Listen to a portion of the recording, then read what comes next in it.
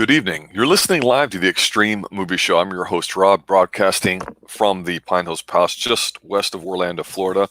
I'm in my underground bunker, sir. It's been raining a lot here today, RDV. And of course, RDV is very near and dear to the central Midwest, the heartland of America, great moral value types of people, but also related to our stream tonight, which is Meatballs from 1979 with Bill Murray. He's next to the Canadian border. Sir, have you ever encountered any Canadians recently, and what would you say about them? Well, I think I definitely found some Canadians up here. Yeah, you got the good beer up here, and you got the cheese and stuff. Try not to packer it up there too much because nobody likes Green Bay. Yeah, Meatballs, 1979. What Bill a Murray. Low blow. And an appropriate one there too, sir. But I don't want to rant on how bad the NFL is today. That was another Rob's Redskin review that I might not ever have to do again on this channel. Oh, you mean the former Redskins, eh? It's not over till it's over. And that's appropriate for the theme of this movie. So Meatballs came out in 1979. As a kid, this was a cute, funny movie. After seeing it about 100,000 times as a kid and not seeing it too much, watching it recently, I noticed that wow, it's really not that funny, but it's more like heartwarming, a little heartfelt. It's actually kind of a nice film. It's not negative and it's not whatever. It's very, as the differences people would say about Canadians aren't nice. They're just polite, because we know nobody likes nice guys. But yeah, they're very polite. This is a polite film. It's very warm. I mean, for me, I think it's one of Bill Murray's best performances. It's directed by Ivan Reitman, who did a whole bunch of great films later. But for me, I just think when you think of Bill Murray, you think of this movie. Some people, of course, like yourself, are really fond of Ghostbusters. You think of only a couple other films where he's just having fun, he's enjoying it, and it's not mailed in. And for some reason, Chris Makepeace in this movie, it all works for me. So, Doctor, what are your initial thoughts about Meatballs from 1979? Well, this is my first time watching it. I watched it today. I've had it for about, probably 5 years now. I bought it for $5 at Walmart on widescreen. It's full screen. It's ridiculous. When I've always heard from the people, especially from you and in Engle team back in the day. It's like, oh yeah, Meatballs, Bill Murray's like great. So I was well, I'll go back and watch it. So I was like, with 1979 being today, this is like the list. I'm not gonna say it's on my list for the top 10 tonight, but I figure, you know what? I'll give it a chance, maybe turn out to be better than I think it's gonna be, or it could be worse. It's Bill Murray. It's his first role that they say it launched his career. This is written by Harold Ramis and directed by Ivan Reitman. I gave it a chance, and I was like, I was expecting to be a lot more raunchy, a lot more comedy, because I've seen Caddyshack, which is comes out later in the 80s. Yes. But so I was like, wow, this actually went out from totally direction to be. It's actually a serious movie with a little bit of comedy in it. This is not what I thought it was going to be. I'm like, look at the cover. On the cover of Meatballs, it shows Bill Murray with a bunch of women. They're up all over him. Yeah, there are some hot girls. They're obviously stereotyping here. It's like a bait switch almost. It is, but to see, I'm not displeased though, because I'm actually, hey, it turned out better than I because how many comedy raunchy movies were made in the 70s and 80s and all? There's a lot. You're dime a dozen. Thank you, Canada, for the raunchiness. Right. But I was pleasantly surprised. This is actually a great cast in here.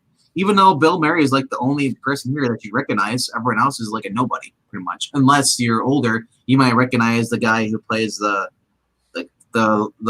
leader of their camp. Mm-hmm. I'm not sure if he's anything else, but yeah, definitely.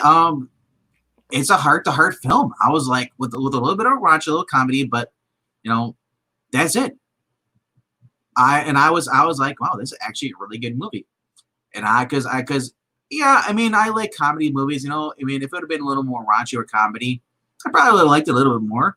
But definitely, this is, like I said, you get to see full-blown Bill Murray. Bill Murray, he's in the scene where he's like, the kid's going to run away. Rudy, played by Chris Masterpeakers, or Masterpeakers on it? Makepeace. It's something like that. Masterpiece with the mask block in the WWE. I know, it's Rudy is the Yes. character. Anyway, Rudy was gonna leave because he felt ignored by all the camper stuff. So Bill Murray and basically tracks him down to a bus stop, a little restaurant there. Bill Murray gets some fries and he talks to the kid, and he's just sitting there, and he just starts, befriending the kid. The kid's like kind of, the kid's kind of lonely. He's like nobody listens. He's like, well, somebody pick on you. He's like, yeah, you think the Swiss Army knife, take toothpick, jam it in your teeth, knock him out silly a little bit until he's unconscious. And I was like, I'll throw a corkscrew and I'll throw it in their throat. And I was like, he's gonna talk like this for the rest of their life. He's like, I don't want to hurt anybody, but he's like, oh, well, fine. It's like, Bill Murray, as I said, like him interacting with a kid, I guess he's done this in recent years. I think it was a couple of St. Ives or whatever it was, a couple. He just did a movie called a couple of years ago. It's similar to this, where he befriends a kid, a neighbor or something like that. But anyway, in this movie, I was expecting Stripes raunchy level, the level of raunchiness, because Stripes, how raunchy that is. I'm like, there's kids in the movie. It's like, I'm like, I guess they decided Bill Murray wasn't known back then. This was their first thing. They started probably like, make it a wholesome movie, but not too wholesome. We'll add some, some spice to it. So I pleasantly was surprised, and I recommend it to anybody who has not seen this movie.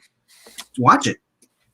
Yeah, it centers around his relationship, really. I mean, the heartfelt parts with, Trippers of the Bill Murray character and with Rudy, and their ritual as they jog. And what I like about it too is that he's a counselor, but there's no weirdo pedo vibes. There's no goofiness here.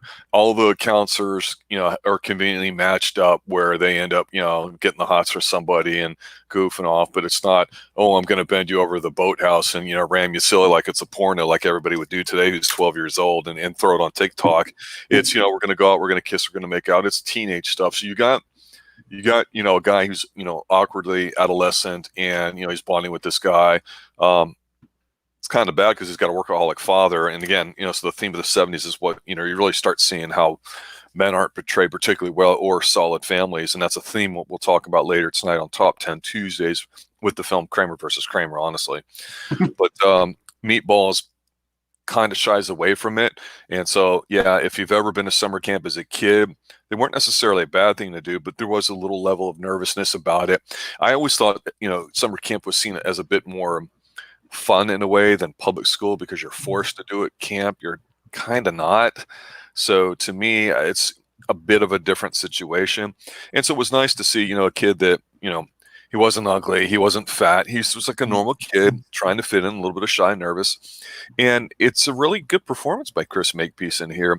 And you were so right when you talked about Bill Murray, who sees him early on, identifies him, makes him feel welcome and all that. But yeah, he's going to still go out and, get on the dance floor, do his stupid stuff, because he's trying to. Well, I'd say seduce, but that sounds almost too vulgar for this movie. He's trying to woo one of the other counselors.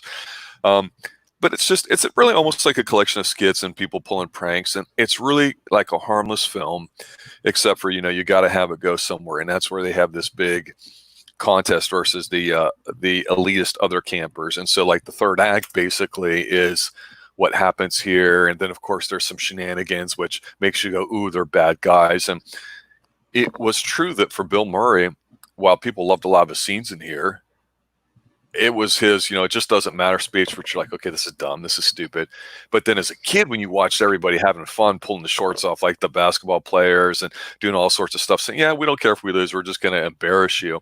What was interesting about that wasn't the fact that they were trying to lose, it's the fact that they were beating them at their own game, in a sense, by not being intimidating, but coming at this more elitist type group of people, and where they're just getting under their skin. And so that old expression, if death is inevitable, style's the only thing that matters. They just were going to try it. And the other team got so flustered, they got embarrassed. It's kind of close at the end. So, of course, the big scene at the end, which they kind of make a little bit serious, is Rudy running. And you see him running against the other guy, and it's timed. And it's actually kind of done well, because it goes back to the beginning of the film where you're seeing the two jog, Tripper and Rudy, and that's like the ritual. That's when they talk about stuff and have little things. And it's just kind of nice to see. And of course, they do well, and then it's a happy end of everything. We will probably never unless it's 5 years down the road from now. Talk about all the sequels for Meatballs. They're just not worth it, honestly. But I will say that, it's like you say, it's a good film. It's a bit of a bait and switch because it's not a sex romp. It's just a wholesome movie. A kid could watch this movie and not be offended. It's, for me, two big things came out of Meatballs for me watching this movie. One was it's the first time I ever saw on film or heard of, except for Halloween. You always had the apple eating contests, right? Duck your head in the water, bobbing for apples. But this is the first time I ever really heard or knew of or saw an eating contest, and it was disgusting. But you know what? It played to the strengths of what was going on, and it was pretty funny. The second thing is belching. When Bill Murray's just belching. Oh, really? I thought that was the best thing in this film for about 20 years. How this movie starts off is it's kind of weird because he's the guy like in I guess the second in command. He's the one that's in charge of all the CIT counselors and all counselors in training. Yep. So, and it starts off, Bill Murray is the one that does the announcements every morning. So he's in there. The movie starts off, it's like, hey, what's going on here? Like, okay, he's got his looks like a New England Patriots beer helmet on or something like that. And then he turns on the microphone and it's like, good morning. He's like, say, please wake up for a national anthem. And it's like the Celt music. It's not even exactly. It's those non-sequiturs like we've talked about with Hot Rod when we and then he goes into the bathroom and he like flushes it, goes over the loudspeaker. Oh, but dear. what's really cool is like I love his cabin. Like apparently he has his own because he's like the counselor in training, so he has his own private thing.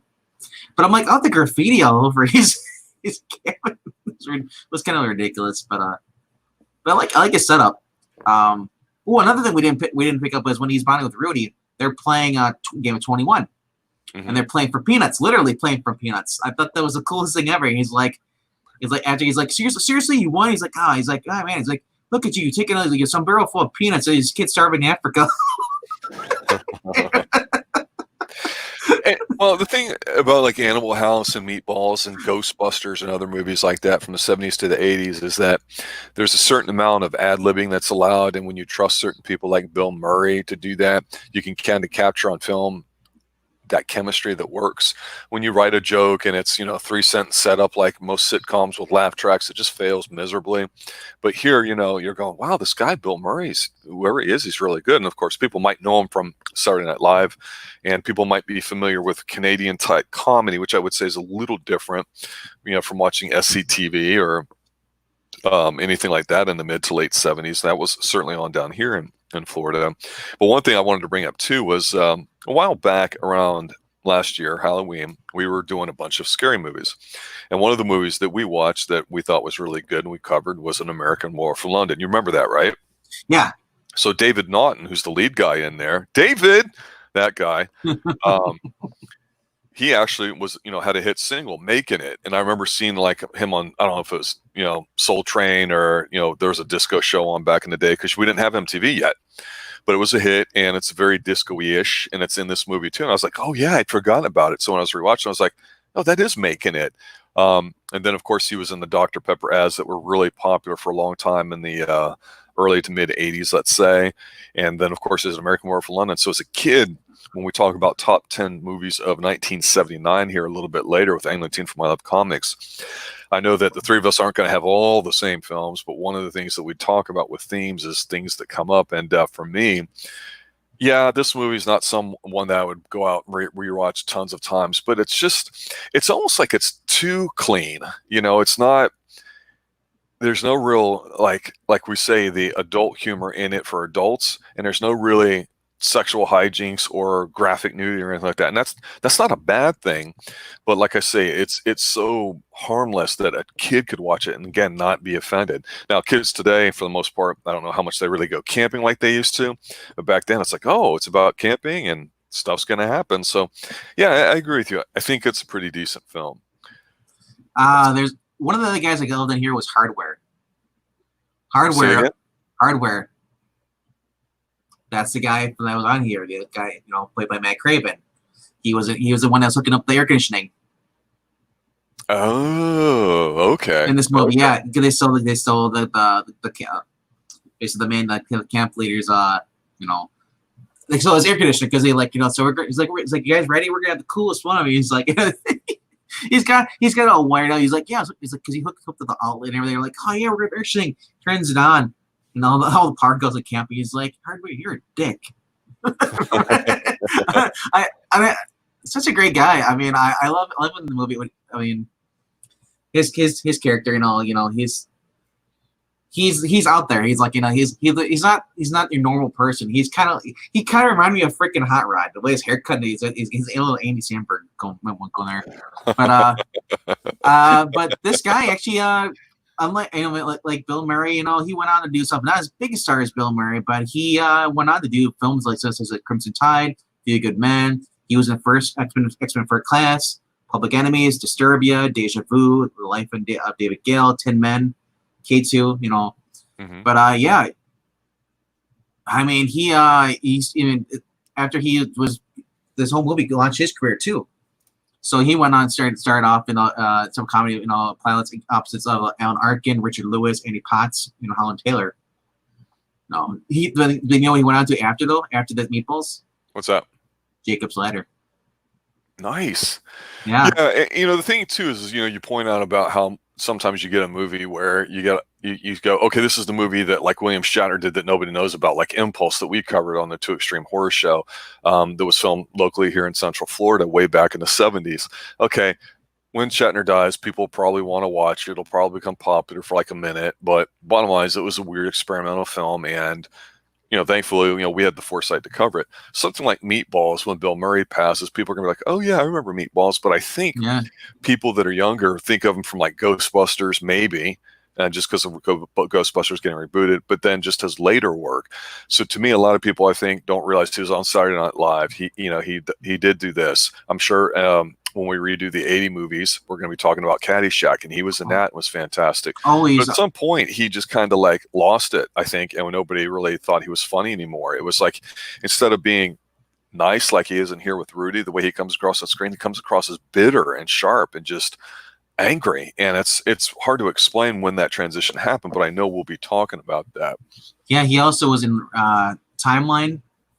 He's also in Dragonfly, Assault on Precinct 13, the remake in 2005. So this guy went on to do a lot of stuff. He's Masterminds, which was a big hit in the late 90s. White House Down. So wow. Yeah, the last thing I'll say about this film for me, like I said, is I would recommend checking it out. I think that it's worth definitely watching. Everyone will always talk about Bill Murray, but you know what? Everybody else is acting in here. Like you say, a lot of the people that for the most part are no names. I mean, Chris Makepeace, is a name, but the other people, like the other counselors, you know what? A lot of people act in movies. They act in one or two things. They don't have a lot of lines or like that, but it's still kind of a big deal. But for these people, when acting in the film, most of them don't even know their names. They've hardly been in anything, and they're Canadian. They seem real people, and they seem genuine, like they're having fun. They're not out there going, what's my motivation? And any of this other, crap. It just is a fun movie. It's more heartwarming than funny to me, actually. Like I say, as an adult watching it, I could let my kid watch it, feel completely safe to it. And I really think it just did capture the spirit of what was like, in the 70s, 80s, like in the summer. To me, it's almost like it's an 80s film, the way it feels to me, even though it's 1979, okay, for those who want to get nitpicky. But yeah, the women were cute, but they weren't like, Instagram model famous, with tons of work and 50 million tats all over their body. I mean, they looked like real women, young women, and the guys looked like normal guys. So it's definitely, I think, a very relatable film to a lot of people because of that. But yeah, definitely Meatballs, guys. If you haven't seen it or you've heard about it but maybe haven't checked it out, definitely check it out. Doctor, what about you? What final thoughts do you have about Meatballs? Like I said, my final thoughts on here is basically just take a chance, watch this movie. The cover might throw you off a little bit, but you realize it's still a good movie. It's still awesome. There's still some funny scenes in this, I mean, just Bill Murray, whenever he's on the microphone, he's like, new rules is like, we got so here, and like seniors on the beach, topless bathing. It's like, what? Yeah. And I love how the guys were like, they're like the CITs. He's like, man, you got the dance with the virgins last year. I want to dance with the virgins. I was like, what the hell? So this movie is, I would say, it's as far as being wholesome, it is. There are some scenes which I guess people would find problematic, but you know what? You gotta stick up your ass if you hate or hating on this movie. Not everything is about you. And you know what? If you don't like a movie, so what? Just doesn't matter. It doesn't matter. That's your opinion. You don't like it, you don't like it. So don't, Yeah, Meatballs. I don't know where to put it because we don't know we're going to cover comedies too much on here because, frankly, there's not a lot of extreme comedies, and we like to cover extreme movies. But yeah, tonight we're going to be doing the top 10 movies of 1979 with Another Team from I Love Comics. We got a lot to talk about there. I think it's going to be interesting wrapping up the decade a little bit and checking that out. Then we'll do our best of probably next week before moving on. Meatballs might be in it, ladies and gentlemen, so make sure you check it out if you haven't. Doctor, I'd like to thank you for showing up, as always, bringing some of that semblance of Canadian politeness, as you always do, being from the Midwest. Jim, good evening, good night. I'm sure you've seen this, and if you haven't, go rewatch Rad and tell us how great it is, and we'll re-review it again for you because we like it that much too. At least 5 more times. Yeah, and go listen to David Naughton's Making It on YouTube and call it an evening after the Top 10 Tuesday, 1979. Thank you guys as always. Thanks for listening. Thanks for sharing out, guys. By the way, we hit over 700 subs now. Awesome. Appreciate all the retweets, all the mentions. It's growing. Fantastic. I've seen about 100. I'll just say the 700 subs, it's got to be from Red. That thing's just taken off.